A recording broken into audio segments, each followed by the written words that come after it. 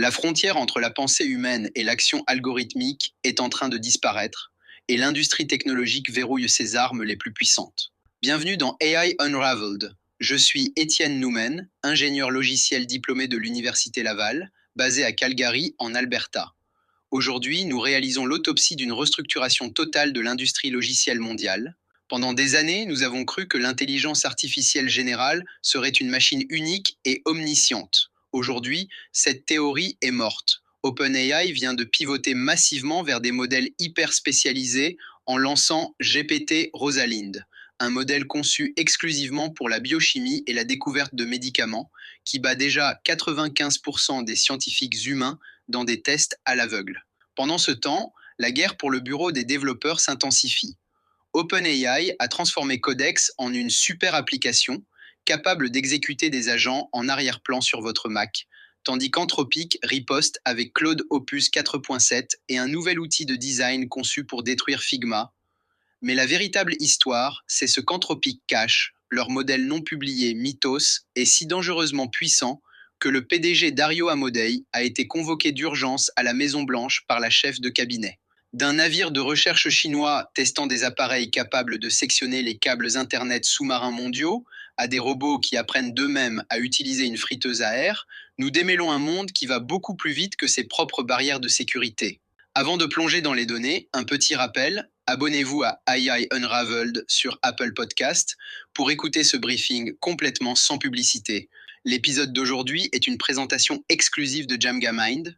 Lorsque des startups déploient des agents de codage autonomes et que l'armée américaine négocie l'accès à des modèles d'IA restreints, naviguer dans l'ère de l'intelligence exige une clarté absolue.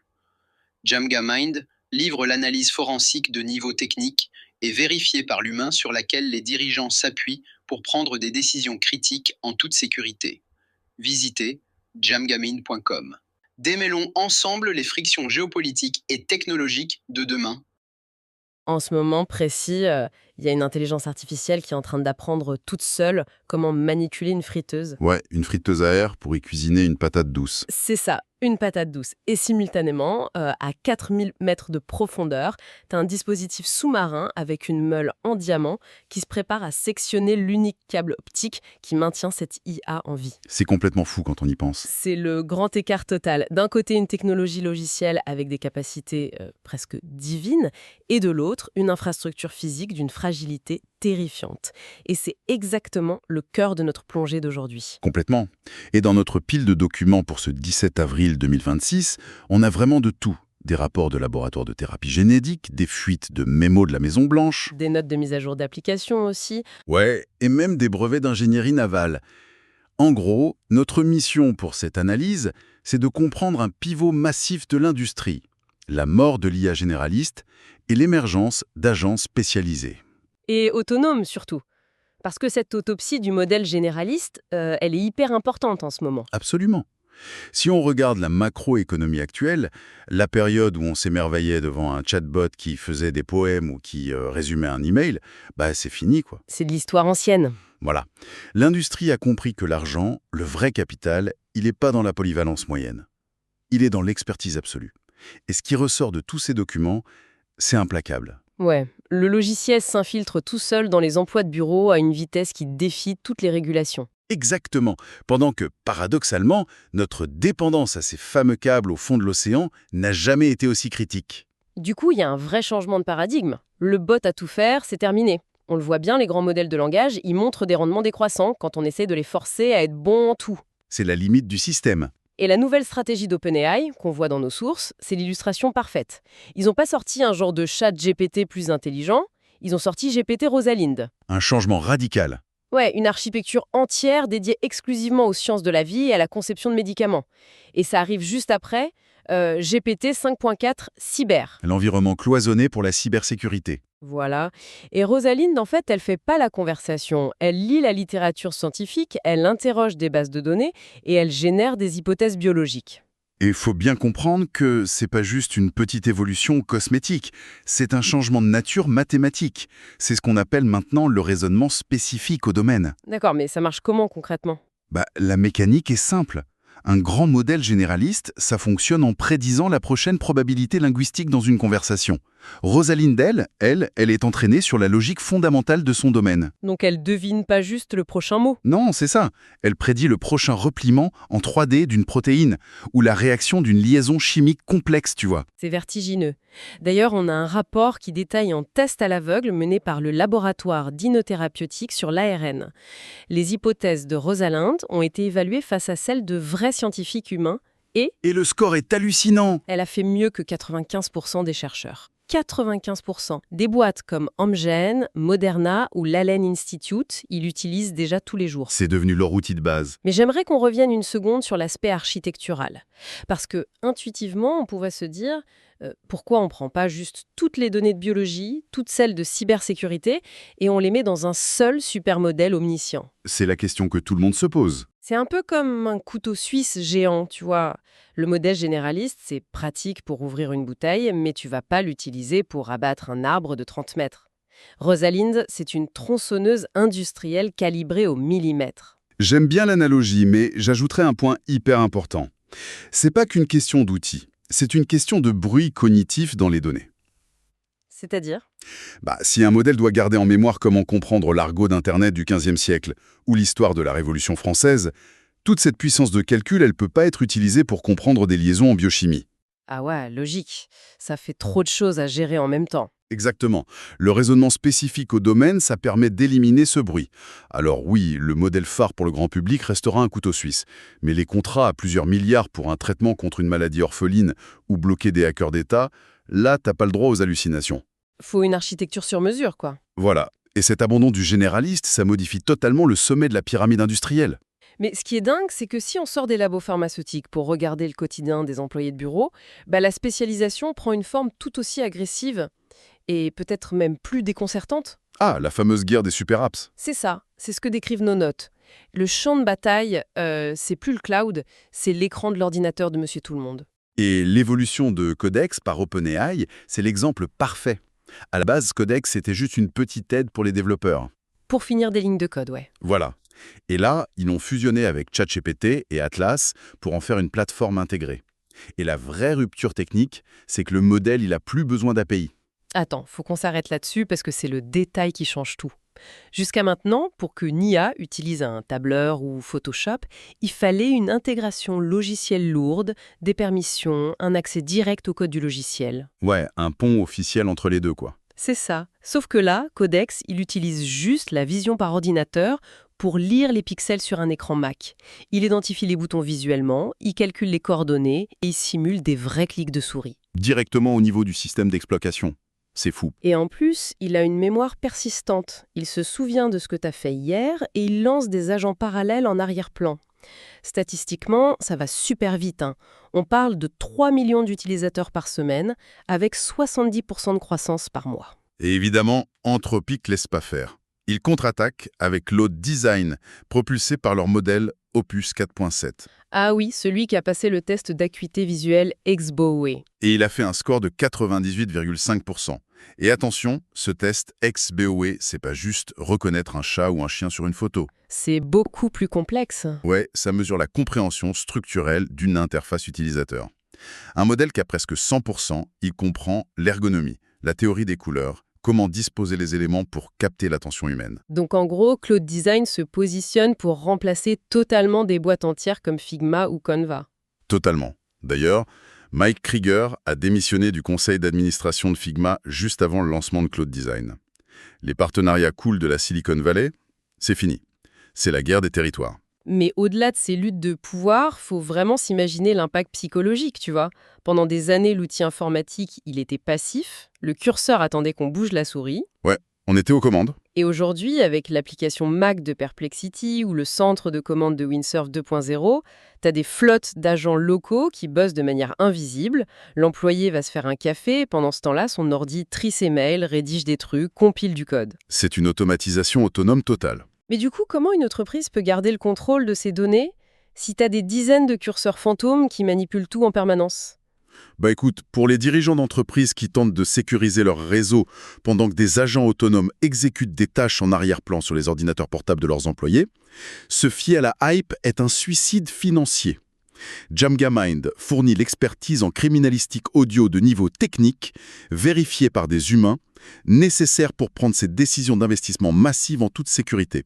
Visitez jamgamind.com. Et écoutez, essayer de naviguer dans ce changement massif vers des agents de bureaux autonomes en se basant sur la hype de Twitter est une faute professionnelle.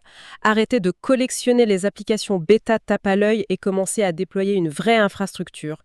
Étienne a audité le marché pour la communauté AI Unraveled. Rendez-vous sur jamgamind.com Toolkit pour obtenir l'AI Executive Toolkit.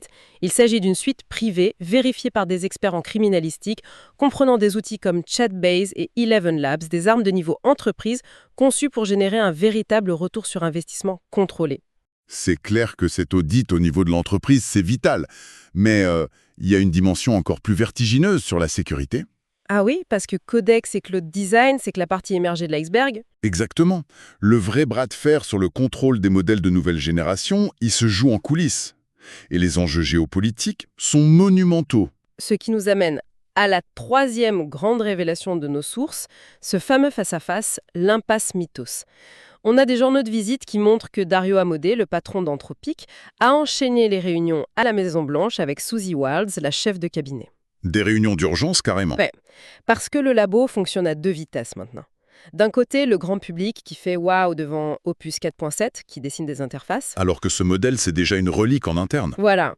Sur leur serveur privé, Anthropic a verrouillé un modèle au nom de code Mythos. Et Mythos, il fait pas les petits sites web. Ses capacités d'analyse logique, elles menacent directement l'intégrité de la cryptographie mondiale. Faut bien qu'on explique cette menace cryptographique, parce que c'est majeur. Historiquement, pour casser un chiffrement, c'était de la force brute. Fallait des super ordinateurs pour tester toutes les combinaisons, ça prenait des siècles. Mais Mythos fait à ça. Non, c'est ça le truc. Ce que les rapports suggèrent, c'est qu'ils trouvent des failles algorithmiques inédites. Ils observent l'architecture mathématique d'un chiffrement et ils trouvent un raccourci logique. Une faille de conception qu'aucun humain n'aurait vue. Et le chiffrement, on rappelle, c'est ce qui protège le système bancaire, les sous-marins nucléaires, les données médicales, tout quoi. Tout repose là-dessus. Donc une intelligence capable de fracturer ce socle, elle devient instantanément l'arme la plus dangereuse du monde. Et c'est là qu'on arrive à l'impasse stricte. D'un côté, le Pentagone et les agences de renseignement disent que les États-Unis doivent utiliser Mythos pour se défendre et faire de l'offensive contre des cyberattaques. Normal, ils veulent l'avantage stratégique. Mais de l'autre, Anthropic refuse catégoriquement de leur donner accès. Ils parlent de leur statut éthique, de la peur de la militarisation de l'IA. Ça bloque complètement. Et les tensions sont telles que le gouvernement réfléchit à classer Anthropic comme un risque pour la chaîne d'approvisionnement, juste pour les forcer légalement à lâcher le modèle. C'est fou, on peut se demander, est-ce qu'une simple boîte privée de la Silicon Valley devrait avoir le droit de bloquer une technologie qui peut modifier l'équilibre mondial ? Faut regarder ça avec beaucoup de cynisme, honnêtement. La Silicon Valley, elle a toujours vendu cette philosophie pacifique, construire des outils pour l'humanité, tout en profitant des budgets de la défense depuis l'époque de l'ARPANET. C'est un peu hypocrite, ouais. Complètement. On a franchi un point de non-retour, là. L'idée que l'IA de pointe, c'est un bienfait scientifique ouvert à tous, c'est mort. L'accès public qu'on a, c'est juste une vitrine commerciale. Le vrai pouvoir, il est gardé sous clé. Exactement. Le vrai pouvoir de calcul, il est devenu une munition. Que le gouvernement force la main ou qu'Anthropic garde son modèle privé, le résultat final, c'est que l'IA la plus avancée du monde a été classifiée comme une arme. Une arme mathématique invisible, bien planquée dans un coffre-fort numérique. Mais le contraste saisissant, l'ironie de toute cette situation, c'est notre quatrième dossier. La vulnérabilité physique ? Pendant que des diplomates et des ingénieurs se battent pour le contrôle de cette entité toute puissante, toute cette architecture, elle tient sur une infrastructure d'une fragilité hallucinante. C'est le paradoxe final de notre économie numérique, ouais. Tous ces débats sur Mythos, sur Codex, sur Rosaline, ça parle tous du même principe silencieux. L'électricité et les données doivent circuler sans interruption. Et c'est là qu'interviennent les brevets maritimes récents. On a des rapports sur un navire de recherche chinois qui teste un dispositif sous-marin hyper spécifique. Pas pour étudier les poissons, sans doute. Pas vraiment, non. On parle d'un engin à 4000 mètres de profondeur avec un énorme actionneur électro-hydrostatique et une meule recouverte de diamants. C'est carrément une pince coupante conçue pour trancher l'acier, le caoutchouc et les polymères qui protègent les câbles à fibre optique au fond de l'océan. La colonne vertébrale d'Internet, tout simplement. Il y a un contraste fascinant là-dedans. La Silicon Valley dépense des milliards pour des esprits virtuels et de l'autre côté du globe, on investit dans la mécanique brute, asymétrique. Une simple pince pour couper le fil. Voilà. Faut pas oublier que 99% du trafic Internet intercontinental, ça passe par des câbles sous-marins qui font la taille d'un tuyau d'arrosage. Si on les sectionne, il n'y a pas de satellite magique qui peut prendre le relais pour autant de données. Et pour bien montrer cette absurdité entre le logiciel et la réalité physique, on a ce rapport sur l'entreprise Physical Intelligence. Ah oui, le fameux modèle Pi 0.7. Exactement. Ils ont montré un bras robotique capable d'apprendre tout seul à ouvrir une friteuse à air pour y faire cuire une patate douce. Et ça, c'est de la robotique zéro shot. L'apprentissage sans exemple. Juste qu'on explique la mécanique du zéro shot. D'habitude, pour qu'un robot ouvre un simple tiroir, il fallait des milliers d'heures d'entraînement vidéo juste sur ce tiroir précis avec des calculs d'angle complexes. Un processus super lourd. Très lourd. Mais le modèle Pi 0.7, il marche par inférence intermodale. À partir d'une bête instruction vocale et de quelques vagues vidéo, il déduit la physique de l'objet. L'effort à fournir, l'espace 3D, sans rien connaître de la friteuse avant. C'est une vraie généralisation appliquée au monde physique. Et c'est pour ça que la boîte est valorisée à 11 milliards de dollars. Voilà. Donc résumons. D'un côté, on crée des cerveaux silicium tellement agiles qu'ils devinent comme cuisiner du premier coup, avec des valorisations stratosphériques. Et de l'autre, tout ce miracle dépend de petits fils de verre posés dans la vase à 4000 mètres de fond. À la merci d'une scie télécommandée. Mais du coup, il reste quoi de la révolution de l'IA si les data centers américains peuvent plus communiquer avec l'Europe ou l'Asie ? Économiquement, c'est l'effondrement total de cette illusion de dématérialisation. La guerre des super apps, elle dépend de requêtes envoyées à des serveurs centraux. Rosalind, elle a besoin de calculs mondiaux. Si le câble est coupé, la superintelligence, c'est juste une boîte inerte. C'est fou de se dire que notre économie repose sur une amnésie collective face à la réalité physique. Le vrai tendon d'Achille de la tech, c'est pas une faille de code, c'est sous l'eau. C'est l'image parfaite pour faire la synthèse. L'oracle à tout faire est mort. On a fabriqué des cerveaux hyper spécialisés, comme Rosaline. On a lâché des agents invisibles sur nos ordis de bureau. On a généré une force de calcul qui devient une arme avec Miphitos, provoquant cette guerre silencieuse avec les gouvernements. Ouais, tout ça... Et pourtant, tout cet édifice titanesque, il ne tient qu'à un fil de verre sous la pression de l'océan. Tu sais, la question finale qui ressort de tout ça, ça dépasse la technologie. On voit les génies de la Silicon Valley et la Maison-Blanche se battent violemment pour contrôler le code de demain, pendant que des applications bossent toutes seules sur nos ordinateurs. Mais au final, on peut se demander si tout ça, c'est pas juste une immense vulnérabilité cachée sous de la brillance technologique. Et si la vraie suprématie stratégique de notre siècle, elle n'appartenait ni au labo qui a la meilleure IA, ni au gouvernement qui a les plus gros serveurs, mais juste à la nation qui a la pince coupante la plus efficace au fond de l'eau. abonnez-vous à AI Unraveled sur Apple Podcasts pour toujours écouter totalement sans publicité. Voilà qui conclut notre briefing forensique pour ce 17 avril. Le signal stratégique d'aujourd'hui est la spécialisation. Le fantasme d'une intelligence artificielle unique et divine est révolu. Ce que nous voyons aujourd'hui, c'est la militarisation de connaissances hautement spécifiques. Quand OpenAI construit un modèle uniquement pour guérir des maladies et qu'Anthropic lance un outil de design spécifiquement pour détruire Figma, l'ère de l'intelligence passe de la théorie à l'exécution impitoyable. Mais alors que nos logiciels deviennent infiniment puissants, notre monde physique, lui, est incroyablement fragile. Toute l'intelligence artificielle du monde ne sert à rien si une meuleuse sous-marine sectionne les câbles qui relient nos continents. Nous bâtissons l'avenir sur le fil du rasoir. Si vous voulez maîtriser votre infrastructure au lieu d'être une simple victime de cette spécialisation rapide, il vous faut les bons outils. Visitez jamgamind.com/toolkit pour obtenir mon AI Executive Toolkit. J'ai audité le marché pour vous livrer une pile d'implémentations testées et approuvées, avec des avantages exclusifs pour déployer une véritable infrastructure dès aujourd'hui. Cet épisode a été rendu possible exclusivement par Jamgamind. Cliquez sur « S'abonner » sur Apple Podcast pour profiter de ce briefing complètement sans publicité. Je suis Étienne Noumen. Restez vigilants et continuez de démêler l'avenir.